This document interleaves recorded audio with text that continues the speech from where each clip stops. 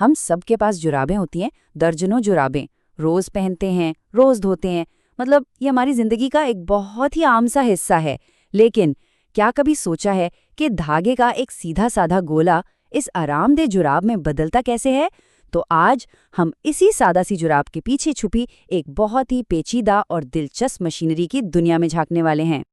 तो सवाल यही है कि एक बेहतरीन जुराब बनाने के लिए आखिर चाहिए क्या?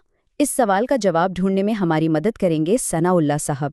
उन्हें जुराबें बनाने की फील्ड में सोचें पूरे 25 साल का तजुर्बा है। तो चले उन्हीं के साथ इस मशीन को समझते हैं जो धागे को हमारे पैरों के आराम में बदल देती है। अच्छा, तो आज का हमारा सफ़र कुछ इस तरह होगा।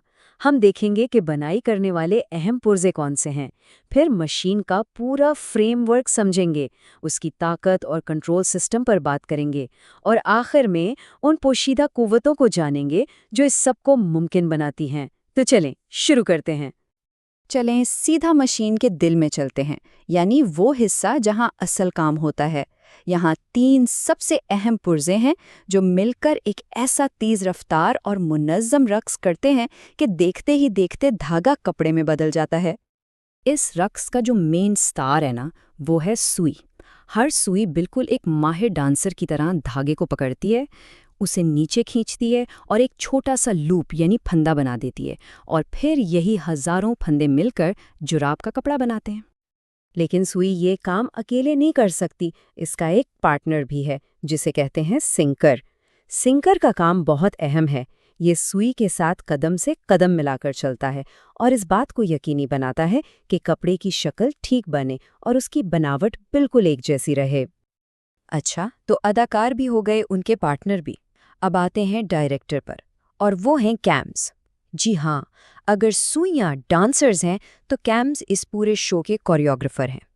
यही वो पुर्जे हैं जो सुइयों को बताते हैं कि कब ऊपर जाना है और कब नीचे, मतलब पूरी हरकत को यही कंट्रोल करते हैं। तो सीधी सी बात यह है कि ये तीनों एक परफेक्ट टीम है। कैम्स हरकत का इशारा देते हैं, सुइयाँ बुनाई का काम करती हैं, और सिंकर्स कपड़े को उसकी फाइनल शक्ल देते हैं। और ये सब इतनी तेजी से होता है कि मिनटों में एक पूरी जुराब तैयार हो जाती है। यहाँ एक और दिलचस्प बात है, वो ये कि सारे कैम्स एक जैसे नहीं होते। हर एक का अपना स्पेशल काम है। जैसे स्टिच कैम जो कि मेन बुनाई करता है। फिर है टिक कैम, ये क्या करता है कि फंदे को बुनने के बजाय थोड़ी देर रोक लेता है, जिससे कपड़े पर डिज़ाइन बनता है। और आखिर में है लोअर कैम, जो जुराब की एड़ी जैसी मुश्किल शक्लें बनाने में मदद देता है। तो ठीक है, हमने मशीन के दिल में काम करने वाले अदाकारों को तो देख लिया। अब जरा एक कदम पीछे हटते हैं और इस पूरे स्टेज को देखते हैं जिस पर ये सारा ड्रामा हो रहा है, यानी वो फ्रेमवर्क जो हर चीज को अपनी जगह पर थामे हुए है। इस पूरे सेटअप के बिल्कुल बीच में है सिलेंडर। ये एक घूमने वाला गोल हिस्सा है और सारे अहम पुर्जे इसी के इर्द गिर्द लगे होते हैं। और इसी सिलेंडर के अंदर लगी होती हैं सुइयां, एक दो नहीं, सैकड़ों। इस मशीन में मिसाल के तौर पर 144 सुइयां हैं। जरा सोचें तो, 144 सुइयां एक साथ एक ही वक्त में बिल्कुल परफेक्ट हम आहंगी से काम कर रही हैं, ताकि एक भी टांका इधर से उधर ना हो। कमाल है ना? सिलेंडर के अलावा भी कुछ और मुआविन किरदार हैं, जैसे कि सिंकर्स जिनकी बात हमने की थी। फिर फीड फिंगर्स हैं जो अलग अलग रंगों के धागे मशीन को देते हैं, और पैटर्न ड्रम्स जो ये कंट्रोल करते हैं कि जुराब पर कौन सा डिज़ाइन बनेगा। ये सब मिलकर इस शो को कामयाब बनाते हैं। अच्छा, तो स्टेज भी तैयार है और अदाकार भी, लेकिन इन्हें हरकत देने वाली ताकत कहाँ से आती है?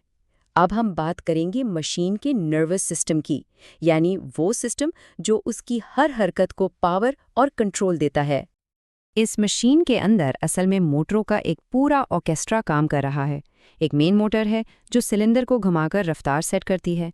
फिर छोटी छोटी एंगुलर और डायल मोटर्स हैं जो दबाव और टांकों की शक्ल को कंट्रोल करती हैं। यहाँ तक कि वैक्यूम मोटर्स भी हैं जो अमल में मदद देती हैं। और जब ये सारी मोटरें एक साथ चलती हैं तो एक खूबसूरत धुन बनती है, जो कि हमारी जुराब है। अब इतनी तेज़ रफ्तार और प्रिसाइज काम को कंट्रोल में रखने के लिए भी कुछ सिस्टम मौजूद हैं। एक चीज़ है एनकोडर, जो समझे कि मशीन का स्पीडोमीटर है। ये रफ्तार और चक्रों पर नज़र रखता है, और साथ ही पंप्स और वाल्व्स भी हैं जो इस बात का ख्याल रखते हैं कि मशीन के पुर्जों को वक्त पर चिकनाई और सही प्रेशर मिलता रहे ताकि सब कुछ स्मूथली चलता रहे। तो हमने पुर्जे देख लिए, पूरा ढांचा समझ लिया और इसे चलाने वाली मोटर्स को भी जान लिया। लेकिन एक सवाल अब भी बाकी है, धात के इन बेजान पुर्जों के इस पूरे जाल में जान कौन डालता है? क्योंकि आखिर में तो ये सब सिर्फ धात है, ठंडा बेजान मेटल। तो फिर ये कैसे हो सकता है कि ये इतना पेचीदा और इतना मुनज़्ज़म काम खुद से कर ले?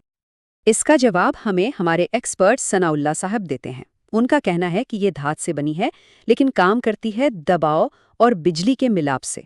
बस यही दो नादीदा कुव्वतें हैं जो इस मशीन की असल जान है। तो बात घूम फिर के वहीं आ जाती है।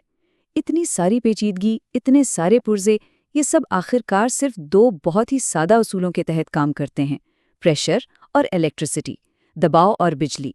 यही वो दो गैर मरी ताकतें हैं जो इस बेजान धात में जिंदगी फूंक देती हैं और उसे वो मशीन बनाती हैं जो हमारे लिए जुराबें तैयार करती हैं। ये बात वाकई सोचने पर मजबूर करती है ना, कि हमारे इर्द गिर्द रोजमर्रा की कितनी ही ऐसी आम सी चीजें होंगी जिनके पीछे ऐसी ही पेचीदा और दिलचस्प कहानियां छुपी हैं। बस उन्हें जानने की जरूरत है।